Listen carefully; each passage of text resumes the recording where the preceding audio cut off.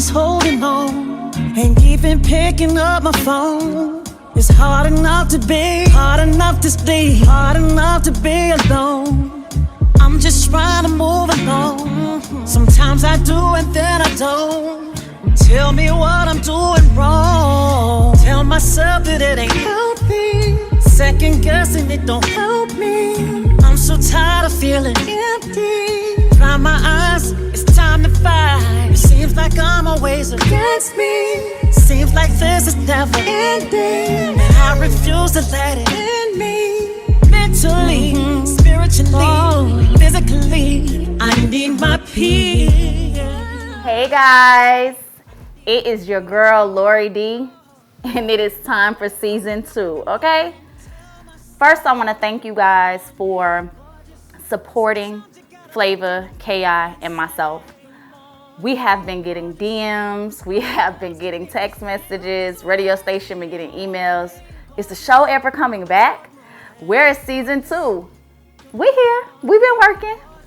But also in the midst of that, we noticed that, I always get questions from individuals because they try to distinguish D-Lo, Dolores, Lori Dee, and there's always questions. The radio station gets emails. Sometimes people literally that know production personally, people ask questions. I have friends that other people watch the show and they ask questions. So tonight we are answering some of those questions. Do understand that Broken Pieces Make Masterpieces will be released September, which is my 40th of 2023.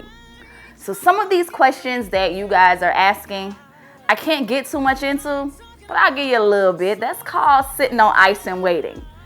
I know it may seem like a year, but don't rush 40 for me.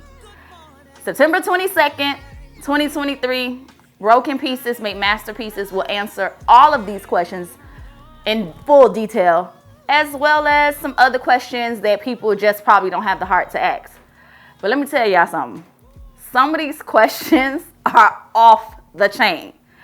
So, y'all know I keep it real, raw, and uncut. So I'm going to answer them. But like I said, you got to buy the book. So I can't give you too much. So tonight, it's going to be a little tell-all with a little spice. But I'll be answering questions from our viewers and individuals that just want to sometimes be nosy as fuck.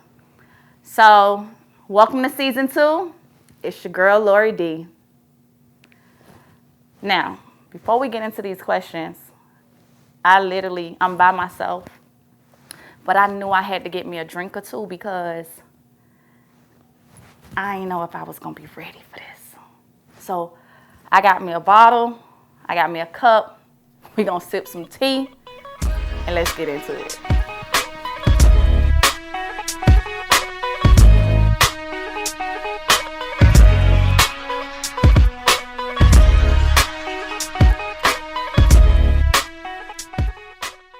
So I know that we did last year very big for Lori Dee, and I appreciate Flavor and KI. And we have some great things in store for you guys going forward. Everyone has been doing a lot of things in their life, and each of us have been working on ourselves personally so that we can carry on our brand. So we've been doing some great things. I can't talk enough about our give back. I'm still blessed and still floored by that because there were so many people besides Flavor and KI and myself, like I said before, individuals that I haven't spoke to in years, and as well as Miami Gardens Police Department, Vice Mayor Reggie, different schools, hairdressers, barbershops, donations, clothes. It was a great thing. And also, if y'all don't notice that I wanted to be comfortable. So we are literally in the bedroom. Yeah, I mean, this bed don't get, it's a brand new bed, ain't nothing going on. But, I'm just sitting here as usual. So we're literally here. I really don't know how to open this. Maybe, oh, I see how. So we're literally sitting here in the comfort of my bedroom. And I know I got on the whole baseball cap, but I have to support the Lori Dee brand at all times. I'm also supporting KI, shaking the fucking world. So like I said, we're doing big things. Now, this, I don't know. I hope this thing don't mess up my bed, y'all. I really hope it don't.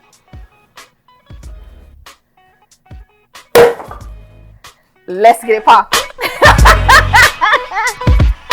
So let's go over, let me go to these questions. And production is going to help me with these questions. Yeah, so we're gonna like mix them up a little bit. He's gonna scan through. There's some things that he's going to ask, you know, but yeah. So the first question here says, I wanted to know what it was like to be you as a child and being so beautiful and so smart. Well, thank you. I was a cute little girl. I don't know. Being me has always seemed a little hard, just being me, I guess. But, you know, getting that question is from someone that had to know me when I was younger. And it's the thing of it is that individuals see you different than how you see yourself. So, I mean, childhood in the beginning, you know, it sometimes varies. As life got going more, I started to feel a struggle, or I started to see things kind of differently. But growing up in the beginning stages of a child wasn't that bad. And, you know, I was a little cutie patootie, so I really don't know how to answer that question. That's the best that I could do. Let's get into another question. I got one here. Okay. It says, how do you feel about your aunt raising you?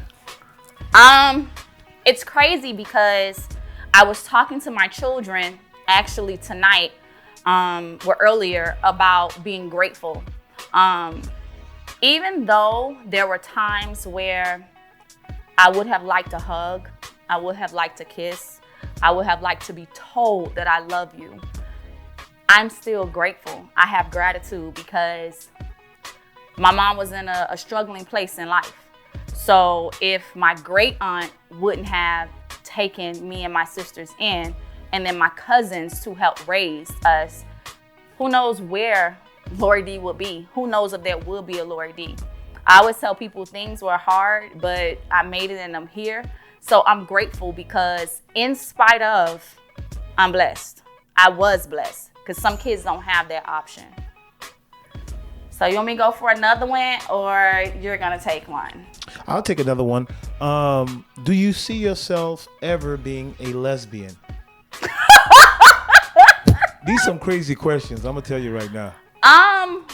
No, I don't see myself being a lesbian. And just because I've had experiences with a woman, I believe being a lesbian is an everyday lifestyle. It's not an experience. It's who you are. So I've been around enough lesbians or in the LGBT community to know that it's not, okay, I want to do this tonight, but I can't do this tomorrow. That's unhealthy. That's being unsure of who you are. And I kind of feel like it's disrespectful to the community and to being in that type of lane of life. So no, I don't see myself being a lesbian. That's not something that I'm interested in. And I mean, when I did have a man, I like dick. So nah, I'm good. Here's one that we got multiple times in the email. Will you ever marry again? Yeah, I saw that. I saw that. And I'm wondering, why do people want to know so bad if I would ever marry again? I remember it's our opening. Because I took that time, because I took that break, I will love again. I will marry again. Being healed and healing are two different things. I am on a healing journey. And as I continue to go, to grow, and to glow, I don't think I will marry again. And I don't want people to take this the wrong way, because I know it's one of the questions. I'm just in a place of loving me and loving my children, building my brand, and going through what I've been through, I just don't see it in the cards for me right now. They say tell God your plans and watch him laugh. Like literally, and I know people don't believe in fairy tales. I'm a bitch that deserves a fairy tale. I know my worth now.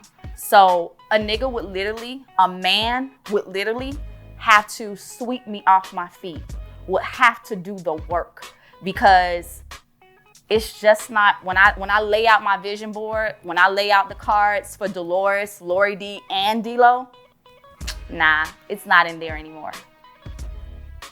Yeah. So I'm gonna look at another question. Let's see.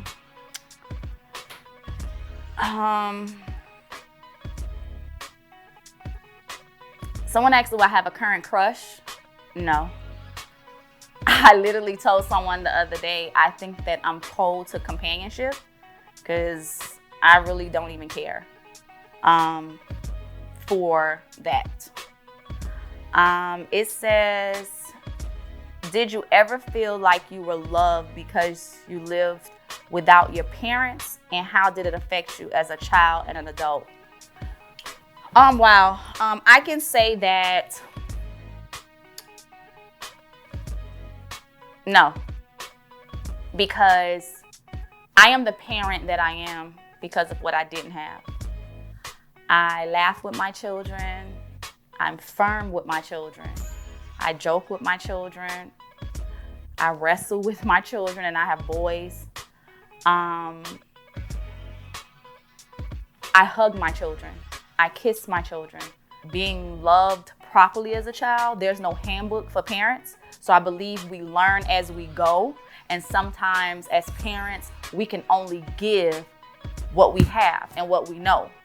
Me, I'm giving what I've never received. I'm giving what my heart yearned for. So I don't play the radio with my boys, but I think that being a mom is the best attribute that I have. It's who I am. So growing up, nah, it affected me in a positive way. Not having, I took a negative and turned it into a positive. You got something for me? Yes, I do. When did you realize your friends were fake? Like, at what point in your life? Fake?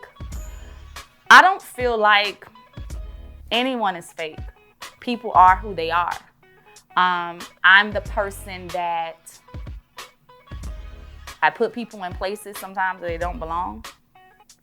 And sometimes people, as you grow, they don't like who you're growing into. And sometimes when you're growing, you're no longer the less than. So I'm not gonna say that when I realized my friends were fake.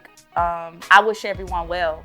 I'm grateful for the time because everyone has a season, just like everything has a season. And anyone that's not in my life, friend, lover, whomever, the season is up. So we can't take summer into winter. Everything has a time. So this is another question we had a few times in the email. Okay. When did you realize your husband wasn't wasn't your person? Like, how long after the marriage did you realize he was not your person? I still don't know that he's not my person. I never thought that he wasn't my person. Now, I've realized, I found out, I've accepted reality that I was never his person. So I fought until I couldn't fight anymore. And I'm not ashamed, because you can't be embarrassed or ashamed about something that you say. I begged until I couldn't beg anymore. I was willing to do the work to make the changes. So he was always my person. From the time that I met him, I spoke it into existence. That's gonna be my baby daddy. We're gonna be together. So he was always my person. I always foreseen him as my person. And I just wasn't his person. Once he, I guess you could say, realized who he is or what he wants, I don't know. I can't speak for him. But I just know that I'm not and I wasn't his person. But he was always my person. You got some nosy people on here asking a lot of questions. Here's another question I thought was pretty interesting. It says, I was at your wedding. It seems like everyone in his family was so happy for you guys. How is your relationship with his family now, and do they support his new relationship that he's in now? Um, my wedding was popping, baby. We had fireworks coming out the flowers, literally. His family, and when I say family, I speak very highly. You know, like I'll say this, and this, it's more in detail in my book, because y'all gotta buy it. His mom, people have horror stories of in-laws. I've never encountered anything but love, appreciation, acceptance. She doesn't call me her daughter-in-law. I am her daughter-in-love. His dad is the smoothest Haitian I ever met, okay? And the sweetest man ever. And I'm grateful and I'm appreciative of them. They've always supported us. When we got married, I remember before we got married, we were riding in the car and he said, "What are we waiting for?" And I was like, we don't got no money. We need to save. And he was like, "Hold on 1 second." And he called his mom and she just was so loud on the phone. "Yes, anything you need." And his mom paid for a very big chunk of that expensive wedding. So they were very supportive of us. They've always been supportive of us. And I think that would have been, if our vows would have contained "till death do us part," I believe that's what it would have been. They will always have been supportive with us. How is our relationship now? It's no different. It's nothing awkward about it. His parents are still very loving. When I see his family, you know, it's still my niece, my cousin. As far as his current life, I would say that he has friends that support him. His brothers support him. Cousins support him. Co-workers, I guess, support him. And this is from me, just from what I see, what I know, what I hear. As far as his sisters, I don't know about that. They're my sisters. And I say that in the most humblest way. And if anything is any different, I don't know it. But as far as support, they support me. We root each other on and we love on each other when we see each other. So, there's nothing negative to say about that. And as far as his new life, it's his new life, which is none of my business. So if they're supporting that, that's their son, that's their brother, that's their cousin, that's their nephew. So therefore, when you love someone, you want them to be happy. And whatever route he's chosen in his life, his family's very big on family. They're very big on love. And he's Captain America to them. So I believe they'll always love and support him. Okay, so another question is, are you scared of idle time? For me, idle time is being alone. And I was, which is past tense. And these last 3 years, I have had some dumpster moments that I've been down very low. And I'm not afraid of idle time anymore because I've learned what to do when that idle time is by yourself, is in spare time. And that's how I've learned the power of prayer. Being by myself. Listen, when I'm by myself, I'm trying to figure some shit out. When I stay to myself, I'm trying to figure some shit out. So I'm not afraid of idle time because I've found me. I'm getting to know me. Every day, I'm literally mastering my piece. I amaze myself sometimes. I am amazing myself. Like, literally my back is up against the wall right now, today, in this interview, in this show. And I'm sitting here talking to you with literally a smile on my face because it is God's grace. When people think they know and they're wondering how, I know it is God's grace. that I keep on motherfucking swinging. And yes, I said it like that because I am bold. I take the bad with the bad and the ugly, because when you down, there's no other place to go but up. So, and I'm learning that. I'm holding my own hand these days, and it gets frustrating because for so many years, I used to say all the time, if I don't have a job, I ain't never got to worry about it because my man always gonna have my back. If I don't have no family that have the same blood as me, I don't got to worry about it. I made a family with this man, and he always gonna have my back.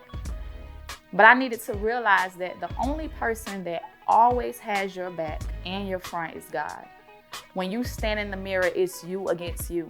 So all you have is God. So it's God's grace. So in my idle time, I've learned to pray, manifest, work on my mental, good thoughts, speak positivity. And no one is perfect, but I am really doing my best to speak and live syncly, I guess you can say, if that's a word. Have you ever been in love with a woman?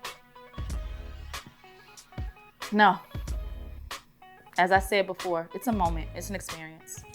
No. Hey, here's one. What are you scared to lose the most?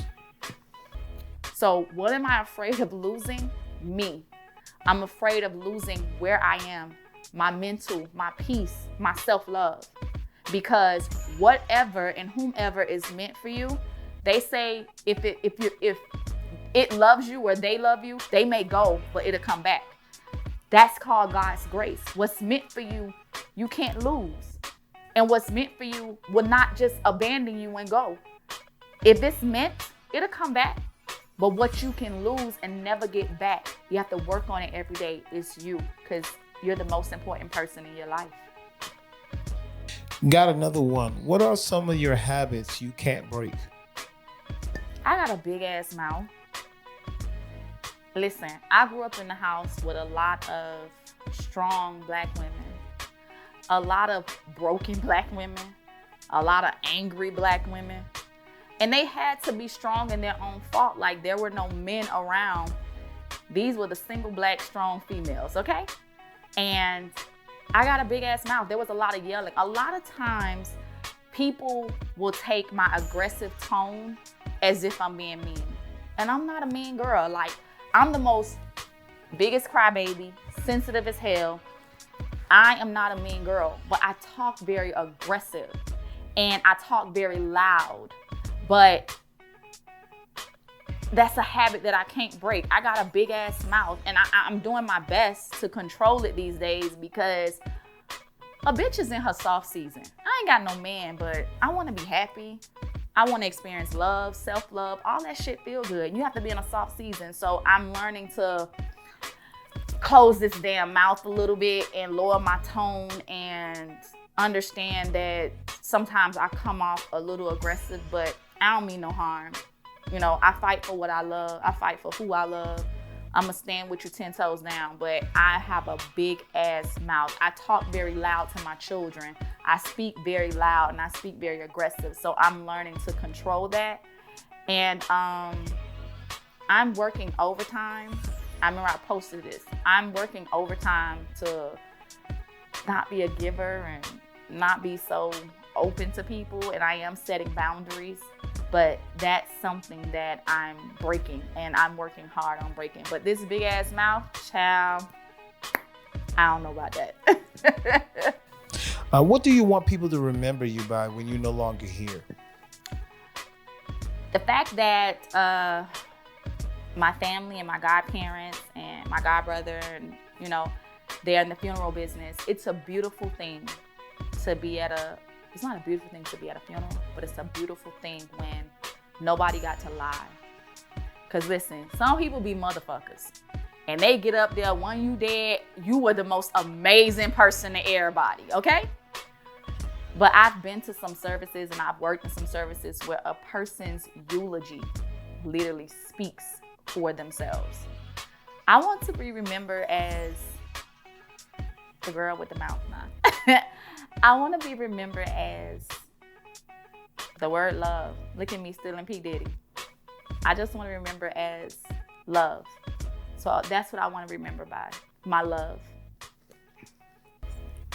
Would you still be married if he didn't end it? Y'all some nosy motherfuckers and y'all real interested in this marriage. Yes, I still would be. I still would be married if he did not leave me. Because contrary to what people believe, that was my boy. That was my friend. So I don't give up. Like I'm a fixer and that's what I do.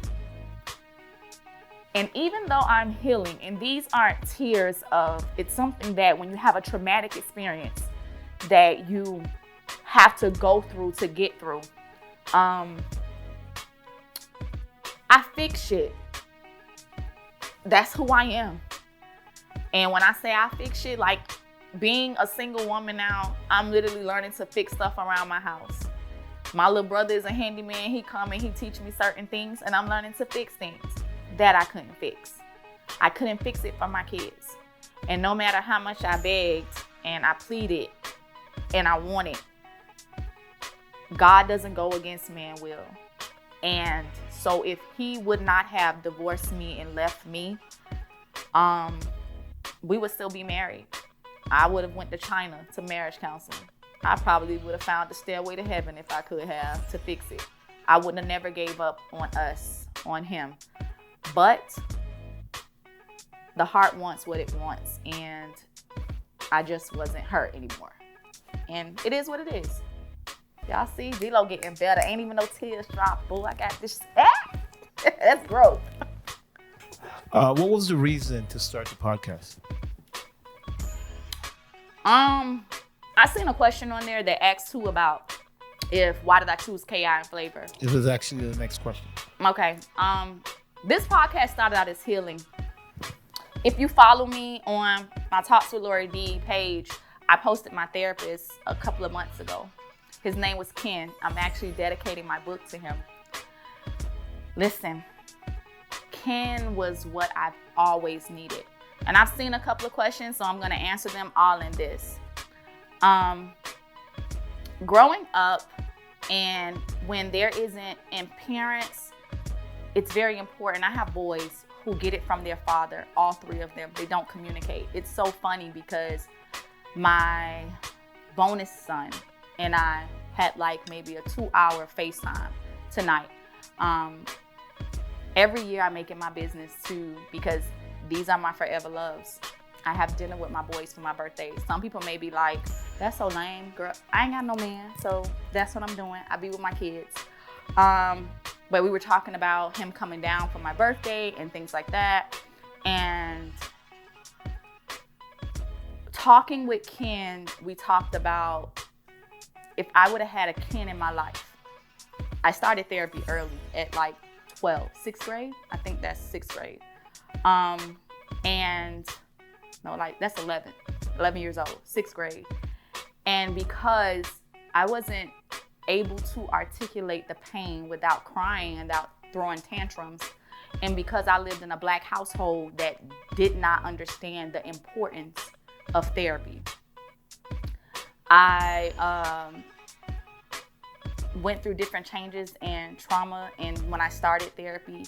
And that's why you have to be careful as parents when we allow people to put stigmatisms and names on our kids, because that's something I wanted to address. I saw in here where people were saying that the word crazy has been thrown around about me, that people say I have mental illness and I take medication.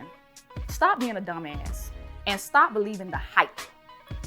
Depression is a sense of mental illness. But I ain't bipolar, I ain't schizophrenic, and God bless those that are. The medication that I was taking as a child was to try to control the fact that I felt unloved. I didn't want to live in the home I was living in. I wanted to take my life. I didn't know any better. So instead of getting proper therapy and individuals dealing with me and helping me and loving me and family therapy, group therapy, they decided to give me depression medication. And that's what I was on for many years. By the grace of God, not anymore. And that's in my book, How I Got Off. But so Ken, in therapy, we used to pray. I used to cry. He used to say, God damn, you crying again today? And he just said, I could see you being on TV. Like, I was like, TV? He was like a podcast or something. Like, you want to be the voice of the people. Like, you want to give advice. Like, you want to talk. Gave me a whole list of things to do. Fix my credit, find me, love me, self-love, self-care, write a book, podcast, all these things. So it started out as homework, me brainstorming and putting things together. So it literally was my healing. It was my healing homework, my therapeutic place. And that's what it started out as. I chose Flavor because in the midst of my healing, I remember the first time she came over to my house, I was up under the bed, child, sleep, going through it. She came over and it was just a gentle aggressiveness in her. And the fact that we're family, I understand that tough love. Sometimes when Flavor not being Flavor and we're just having regular family time, she'd be aggressive with me, and sometimes she hurt my feelings, but I have to know that that heart is made out of gold, and I just suck it up and keep it moving. But I chose Flavor because of her heart. She's a genuine person. She loves me. Even though she can slap me with her words sometimes and be a little aggressive, she know I'm a sensitive patty, but she loves me with no judgment. Good, all that shit. And Flavor 100. Now she gonna tell you about your ass, Flavor, but you call Flavor and tell her I'm looking for a blue shirt from Japan. In 30 minutes, she gonna sing you something to find that blue shirt from Japan. I chose K.I. because K.I. is actually my ex's one of close friends, you can say family. K.I. has always loved me, has always liked me. K.I. will make sure that he calls me on my birthday or send a text. When it was our anniversary, my ex has another friend that made sure he always told us happy anniversary. But K.I. made it his business. So I made it my business on Father's Day and his birthday. I think he's probably one of the only friends. And then K.I. has a brother that I actually, in the midst of his time and situations, we were kind of close, and that kind of built a bond. But that is why K.I. was chosen, because he's genuine. He's always been genuine with me. Now, there's some shit when we ain't around, and he's very honest. That's my boy, that's my family, but at the same time, I got love for you too, and I can respect that. And collectively, we just work. We just mesh. We've done shows with just K.I. and myself, and people love the dynamic. We've done shows with Flavor and myself, and we the two loudmouth city girls, but the three of us work. And what we are finding that we're not just the loud people on YouTube. There's so many doors opening up for us. There's so many people that reach out, DM us, have questions. So this podcast started out as a healing journey for me, but it has become something so much bigger and greater for all three of us and for people that view us and love us. So it has been a great dynamic for the three of us.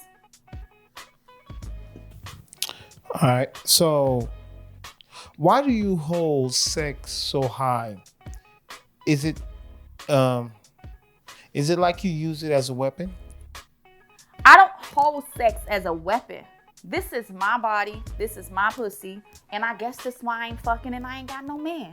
Because you need to know me. You need to love me. Because trust me, Suki say she's Suki with a good coochie. I know my shit good, okay? And I may not, and I saw in the thing too, it says, how do you categorize yourself in the bedroom?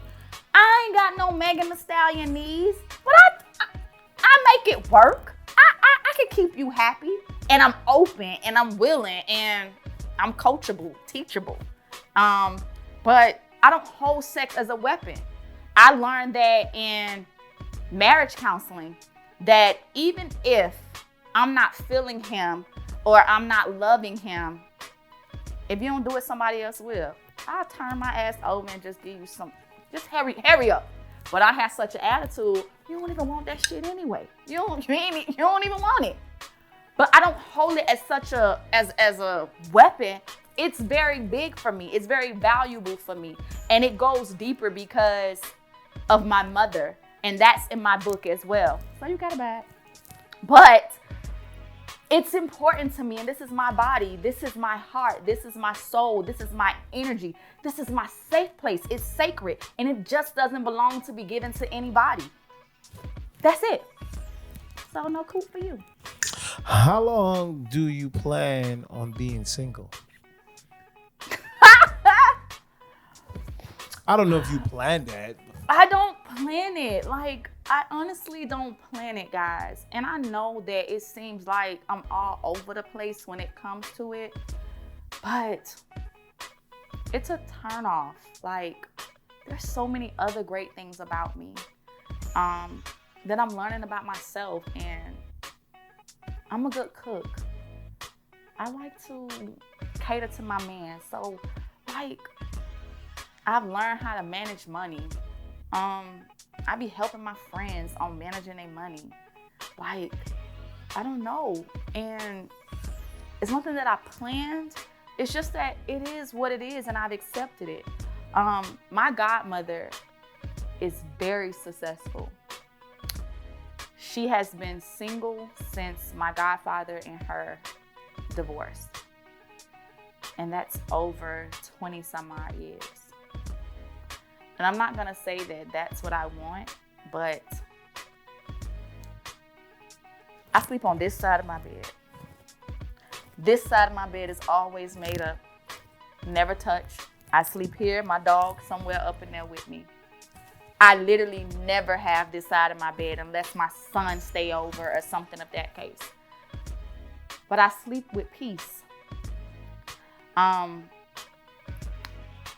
For a very long time, like I learned in therapy, it was my soothing and it was my comfort. I have to sleep with my feet into someone else's feet. And I used to couldn't sleep for a very long time, maybe 2-3 hours.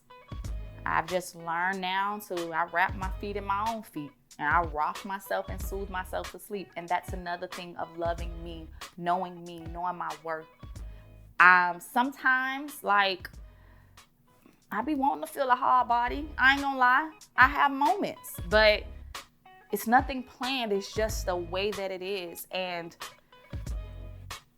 I don't know, like, it's just what it is. I'm single, not ready to mingle, but you know, what God has for me is for me. I'm not saying that I'm rolling it out, but ain't no plans. You got something for me? Cause you looking. No, I am actually looking. Do you believe in second chances? Yeah, I believe in second chances. I believe that everyone deserves a second chance if it's sincere, if it's genuine. Why are you writing the book? Is it going to be a tell-all like a scandal? Y'all so raggedy. Y'all is so raggedy. My name is not Superhead. It is Lori Dee. It's called Broken Pieces Make Masterpieces. And I know you guys are getting at my ex-husband and thinking that's what it's about. I have an actual story to tell. I have a testimony. So it's not a tell-all. It's my memoir. It's my life. And everything in that motherfucking book is the truth. Okay, so I'm gonna do like these questions like all into one. One of them was, are you really celibate? Do you get horny?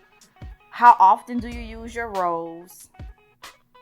So I'll answer them all together. Now this is funny as fuck, y'all. So how about my rose don't work no more?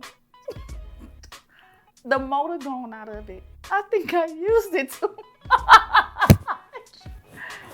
I tried to use Baby last week and she ain't she ain't got no pull. It's no power behind it. I say, oh, this some shit. I said, wait, let me charge it. I charged her all day long, and baby still wasn't working. So guess what? I guess I done blew out her back. I don't know. Do I get horny? Hell yeah. Do you shit? Yes, I get horny a lot. And like I said, sometimes I want a hard body.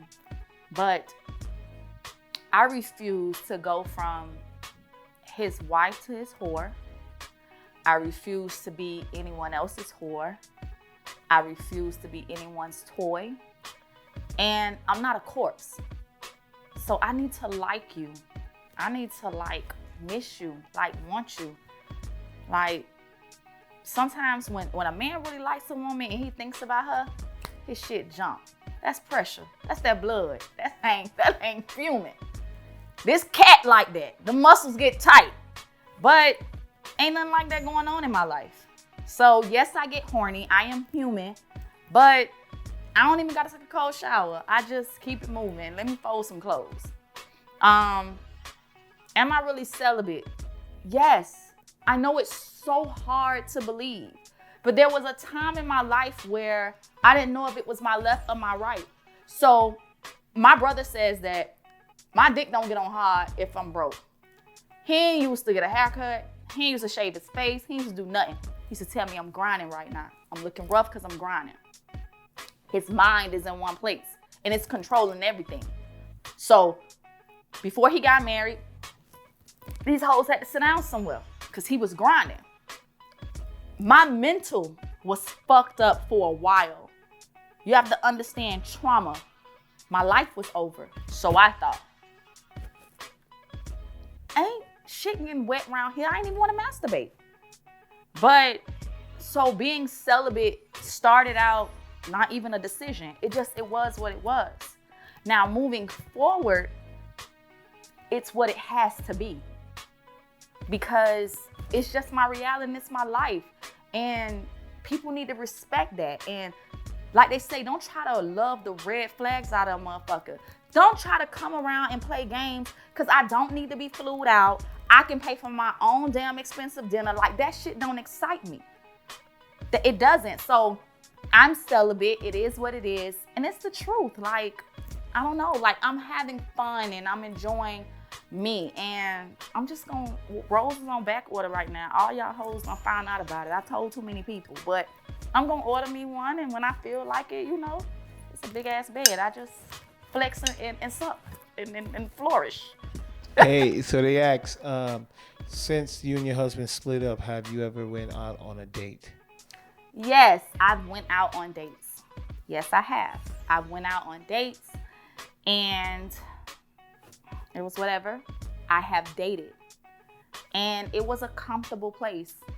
It was a safe place at one point, but it didn't become a forever. I'm a forever type bitch. I love love. I don't know. I like sweet nothings. I remember when I was dating my ex-husband, I used to do all type of corny ass shit. I had bought the Kiss Hershey little kiss thing, and I bought a now and a later. So I had put it on the top of his work cart, and I put I want to kiss you now and later. I'm corny as fuck. That's just who I am. So I've dated, but God is gonna bless me with the me where loving me is not hard. Loving me is not stressful because I am, contrary to what you hear, I am the most easiest, loving, attentive, nurturing, respectful, submissive person you could know. Do I tolerate cheating? No. Before I tolerated it and acted like a fucking maniac. Now, it's a no-go for me. So going forward in my life, you have to know what you want. So I've dated, but I've went on dates. It was a no. I've dated. It was comfortable. It was safe, but it was not a forever. And I'm at a place in my life where the word okay has become my biggest vocabulary. And I'm okay with that. Okay, so What is your love language? Words of affirmation and touch. I think these people are crazy. You got some crazy people watching us. We appreciate y'all, but y'all got some crazy people. What is your favorite sexual position? Missionary. I'm in love. Like, I want to lay on my back. Like, I want to kiss you, and like, I want to bite you a little bit, and I want to kiss you some more, and I want you to look into my eyes, and I want to tell you I love you. Missionary. And back in the days, I used to be a little chubby, so I was a little lazy. But I paid this like nice little money now, so I don't know. Like, when I get me a man, hitting it from the back might be my new favorite position. I got something to throw back. But y'all so fucking nosy. Missionary. Hey, what about this? Someone who knows you. Do you miss skating backwards? Yes. That was my only time that I used to be able to get out the house. I used to go to 103rd skating. And my very first boyfriend taught me how to skate. And that was my outlet. Me and my friends used to go skating at 103rd skating ring. So it was a time in my teenage life, in middle school, high school, that I do miss. And actually, I'm not a gym girl, so that was a good form of exercise. You know what? I might buy me some damn skates and start skating. And when did you realize you were not enough? Crazy question. When did I realize I was not enough? I never thought I guess they're relating to the relationship, right? I never thought I was enough. And you never thought you wasn't enough? I never thought I was enough. And it hurts for women that know my ex and I, or that know him and know me, and they blame me. You drove him. You this, you that. I heard like a skit from Madeira where she says, men, when you're dealing with a woman, a scorned woman, or a girl that had trauma, you have to know how to love her. And I'm very boisterous in a soft way. And when I used to feel unheard, it was with a damn bullhorn by my mouth alone. I never thought I was enough. And that comes back from my mom not taking care of me. So a broken girl became a broken woman, broken wife, broken friend. So I never thought I was enough before. Now I know. I was told I can't sit at tables. I bring the house and I am the motherfucking table. Just know that. Believe that. Are you ready for a relationship? Damn, y'all don't know if y'all want me to be single. What kind of relationship? Like, I don't go anywhere. I don't know. Like, I don't go out and about. And when I do, like, I'm enjoying my children or enjoying myself. Last night, I went to a sneaker ball. Oh, I was cute, y'all. And literally, it was good, clean fun. People I hadn't seen in years. We danced, we ate, we laughed, we joked. Ain't nobody try to holler at me. It was literally a good time. So I guess my mind don't be in a frame of, oh, let me get a nigga number, or I'm looking good so a nigga can holler at me. Like, I hear the meme all the time, or the voiceover. Like, it may seem to you when I post up like I'm being cocky or I'm showing off. And I paid some good money for this shit now. And it deserves to be shown. But I feel good. Like, I found me. And it's nothing wrong with that. Like, it's nothing wrong with telling a woman that she's beautiful and she's sexy. Because if I see a woman that the bartender last night I was like, you so pretty. She was like, thank you. And there's nothing wrong with that. So I don't know. Like, that's just what it is. I don't go out and be looking for, I take a compliment, but I'm just not out here looking for nobody. Like, I ain't looking for nobody. The Bible says that he finds a wife. He finds a good thing. And I'm a great thing. And one day, I don't know, someday, child, let me tell you something. Y'all love K.I. voice. Y'all be complimenting even his damn bald head. I don't know why K.I. is so fine. I can't say his last name, But he got brothers, like, they be thinking, like, even, they think so high themselves. Like, I guess God blessed them that way, and y'all see K.I. like that. So I don't know. I don't know why K.I. so fine. He just blessed y'all. He just blessed, I guess. I'm looking at it so much. I have one. It said, what was more challenging for you, the divorce process or the process after the divorce? All that shit. All of that. Like, I have experienced every emotion of breakup, praying for makeup, wishing for comeback. Listen, in my bathroom, I have like all my Bible verses and my affirmations. Like, I used to be, like, I have a book of Psalms, and it tells you different scriptures to read and to partake in and to when you want something. And one day my sister-in-law sent me a text message and said, you know, I don't know if you're still in this place, but if you want your marriage and you want change, I want you to light a white candle and just keep lighting and telling God what you want. Girl, I'm already doing it. Like, I don't know, you know what I'm saying? And you just gotta, like, be in that place. You know, that's just what it is. I don't know. So all of it, the breaking up, the divorce process, even the thought of divorce, like, all that shit was just like a lot to deal with. And any woman that's going through, y'all people stop telling people get over it. And stop telling people that haven't got divorced, just get a divorce. No, just be there for them. Pray for them to have peace. Pray for them to have patience. Just be there. Because God can change. Prayer can change things.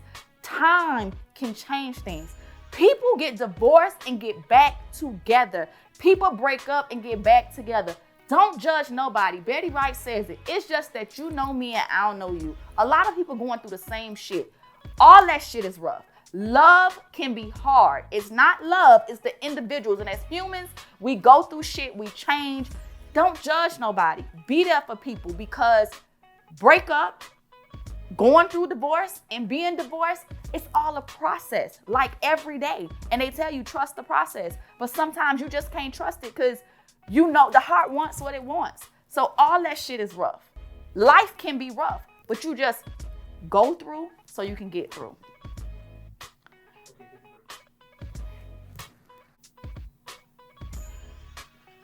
So I got a question here. Did you ever blame yourself for the marriage not working? Yes. I blamed myself for a while because he blamed me. Only me. People blamed me. There's so many scenarios I feel about me that have been put out there that hurt, that are false, that are untrue, that I'm very disrespectful, that I'm mean, that I didn't love him. People say that I always walk around looking like I'm mad. Listen, y'all, I got this resting bitch face. Like, I don't want to be bothered. And that comes from being this color, going to inner city schools and different things like that. Like, I always got to be ready. I sleep with my gun next to me. A lot of my friends, we all had guns, but I was the only one with it in my purse. I'll be ready to fight because, and most of the time I probably hit you first. Like, I'm learning to control that. But I blame myself. What if I would have just kept my mouth closed and not fight him when I caught him cheating? What if I would have just kept my mouth closed and not beg for him to spend time with me? What if I would have just kept my mouth closed and not beg for vacations? What if I would have kept my mouth closed and not beg for him to go out with me and my friends? What if I would have kept my mouth closed and not beg for him to spend time with me and his children, have family night? What if I would have not spoken my importance of my love language is to go to the grocery store with me, just be there pushing the cart? What if I would have not spoken that church is important to me and you can go to work, and when you get off of your early shift, you take a nap and we go to church at 11, and then we go to your parents, and then we go to my parents, and then we come home and I cook, and we can pump up and watch some TV. You go to sleep so you can go to work that night. What if I would have just shut the fuck up? What if? What if? And guess what? What if I did? Would that have made him stay? Would that have made him not hate me? Would that have made him not cheat? Would that have not made him be disloyal? Would that have not made him leave me? Would that have not made him abandon me? Would that have not made him lie on me? Would that have not? Would that have not? Would that have not? What if was a fifth, all of us to be fucking drunk? I blame myself because I'm not perfect, but I'm human. And when you love somebody, you don't give up on them. You voice it, you talk shit, and you go through. So did I blame myself? Yes. Do I still have some things that I blame myself for? Yes. So I was asked, where do I see Dolores, D-Lo, and Lori Dee, the future me? It's funny when people do that. Like am I talking to Lori Dee today? You talking to all of us. Like all of us. Dolores is who I was born into, who I am. She's that soft space. D-Lo is who I grew up as. D-Lo, everybody calls me that. And Lori Dee is who I became. Dolores and D-Lo was that broken girl, but also a very unsure person. Lori Dee has boundaries. Lori Dee is that glow up, I guess you can say, how we talk. I am a woman now that I'm okay with having uncomfortable conversations to be comfortable. And that's with anyone. Do I owe some people an apology? You could have got one. I understand that nothing happens to you, it happens for you. I walked on eggshells in my relationship. I walked on eggshells in some friendships. You're not supposed to do that. Love is free. You don't gotta pay for that shit. You ain't got to buy it, and you don't got to pay for it with pain and tears. Nothing is perfect. You're gonna go through. One thing, a question on here was something that I regret. I used to be part of this marriage group. We did. And Dolores got upset because something got back to me that was said. And I told him, fuck it, we ain't going back. I ain't doing it no more. I go a little further when I think about things. Having safe, genuine, loving people in your life is important. So will I be single? Do I like being by myself? I know the importance of having good people in your life. God has to bless you with them. And sometimes we can't appreciate when we have them right in our hand. We don't know how hard people are riding for us until they park the fucking car. And there's so many people going through divorce, going through death, health issues, breakups. You may be able to get over something faster than I can, but don't judge me. Pray for me. Speak good on me. Speak into my life. Motivate me. But people be so busy looking at shit half, judging and looking at a glass half empty. And I've had my share of sitting in a messy circle, making jokes about people and stuff. But see, somebody asked me, do I believe in karma? I ain't no fucked up person, but there's certain things that I've thought and that I've said that have came full circle for me. There's things that I said never would happen to me that have happened. And guess what? I say, God bless my past so you can bless my future. That's all we can do. I don't regret much. I take the bad with the bad and the ugly with the ugly, like I said. But I see all of me being successful. I see all of me being great. It's my season every season. It's my day every day. It's my month every month. It's my week every week. And it's my moment every moment. Even when it's fucked up, I smile and say, even when it hurts, I smile. Because complaining and telling you is going to do two things. You're going to get annoyed Or you gonna run and tell that? And guess what? You can't fix it no way. Only God can. Season 2 ain't a hurt hole season no more. Okay? No more hurt hole. And K.I. and Flavor is so happy about that. Okay? Save all that shit for broken pieces, make masterpieces. We have been doing some great things for season 2. I hope you guys enjoyed this time. They'll be rolling out the following week. The shows will be back. Feel free to follow us. We have some 3 dope ass individuals.